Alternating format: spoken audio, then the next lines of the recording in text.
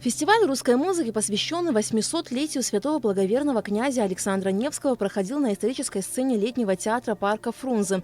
Это было большое культурное событие для жителей и гостей Сочи. На фестивале выступил струнный квартет имени Рахманинова, камерный хор Московской консерватории, солисты, лауреаты международных конкурсов.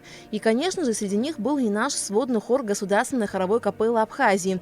Подготовка к участию в фестивале шла месяц. Художественный руководитель и главный дирижер Государственной хоровой капеллы Нора Аджинджел не смогла поехать на фестиваль, но она отмечает, что участие в подобных мероприятиях для хоровой капеллы – хороший опыт. Впервые в Сочи первый фестиваль русской музыки пригласили нас благодаря профессору, дирижеру известному Александру Соловьеву. С большим успехом прошел этот фестиваль.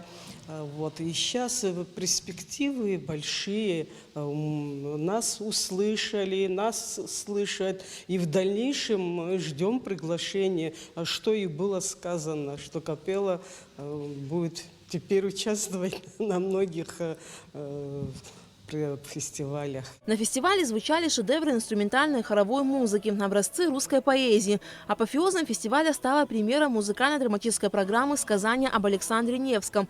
За короткий срок Государственная хоровая капелла Абхазии освоила очень большой репертуар. В течение 2 дней фестиваля исполнили больше 15 композиций.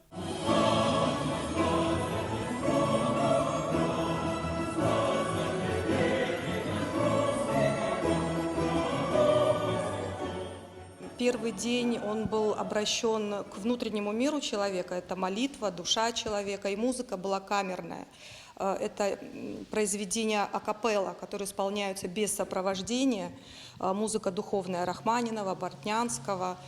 Также выступала актриса русского театра Мадлена Барциц в сопровождении капеллы, хорал Бодрова, она читала стихи очень проникновенно. Второй день, наоборот, он поражал своей широтой, грандиозностью, то есть цель была объединение людей перед какой-то общей угрозой, патриотическая идея, то есть фигура самого святого Александра Невского, при том, что все впечатление усиливалось синтезом искусств, потому что в концерте, помимо того, что участвовали 2 профессиональных коллектива, помимо этого еще выступал оркестр народных инструментов, русский сувенир, орган.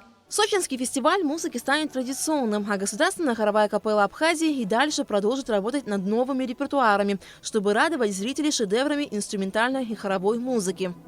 Аля Катрапш, Михаил Братухин, Абхазское телевидение.